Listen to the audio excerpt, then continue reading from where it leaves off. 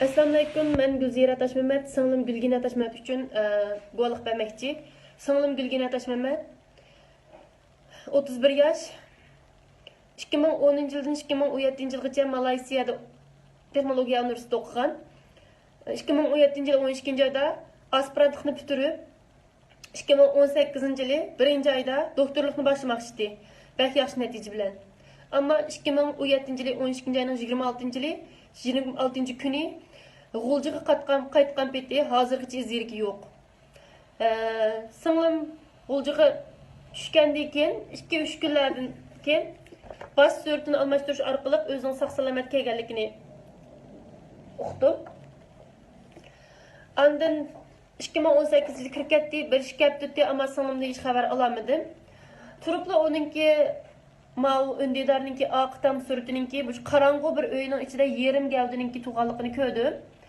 Men buni ko'rib, singlimning cho'qim bir kelishmaslikka uchirganligini hamda u vaqtlarda Xitoyning chet eldan qaytgan har bir Uyg'urni lagerga sulayotganligidek mushta xabarlarni anglab turganligim uchun singlimdan ansirab, bu rasmni menga bergan bir signali deb o'yladim, chunki mening hech qanday aloqam yo'q deydilar bilan. Bir do'stim orqali singlimning haqiqatan bu lagerga kirib ketganligini bildim, ammo qachon chiqirganligini hech qanday uchur deb bermadi u do'stim. Shu zaman meni juvatdi. Shuni yaqin men singlimni izladim 2018 1-oydan tortib. Ammo hozirgacha hech qanday uchurni izlab topolmadim. Shuning uchun singlimga ega chiqdim. Singlimning hech qanday gunohi yo'q. Singlim Malayziyada faqat 7 yil o'qidi. O'qishdan boshqa vazifasi bo'lmadi. Singlimning do'stlari, Malayziyadagi do'stlari, singlim hech qanday o'shiqishga aralashmagan Xitoyning atalmish davatgan o'shiq-to'shiq ishlarga. Singlim faqat Malayziyada o'qiganlar bir gunohi bor. 7 yil, ammo yaxshi o'qiganlar gunohi bor. Uningdan sirt shanba paravonlik ishlar qatnashatdi. Lego kursida o'qituvchi bo'lib, o'zining pasport xarajatini topatdi. Taki 7 yil o'quvchi dadamning o'z xarajati bilan o'qigan singlim. Hech qanday Jongo hukumatidan bir mo'jan, bir pul yeb baxmagan. Singlim bak yaxshi o'qigan, a'lo natija bilan magistrlikni bitirib, PhD ya'ni doktorlik iltimosini qabul qilinib, qo'lida shu chaqiriqlari hamma nima isbatdi. Singlim shu ta'til bo'lib, uyga ota-onamning xabarini o'qish uchun, ularning sog' salomatlik uchun qaytgandi, ko'rpaqayda. Bir oy ta'tilga qaytgan. Ammo 2017-yil 12-oyning 26-sida qaytgan peti hozircha xabari yo'q.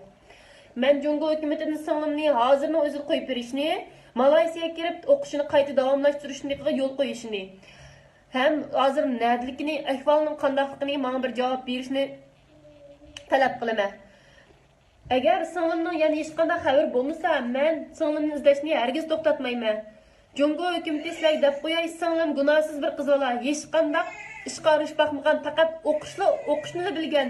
7 yildan yaqin yaxshi o'qib, qo'liga masterlik, magistrlik diplomini a'lo natija bilan olgan bir qiz bola. Uning hech qanday gunohi yo'q, sizlarning singlimni sulab qo'yish haqqinglarmi yo'q.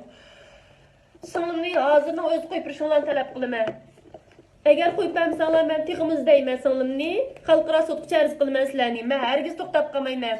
Singlim qatorda yana 3 million begunoh Uyg'urni sulab qo'yganliginglar uchun bu guvohlikni beryapman.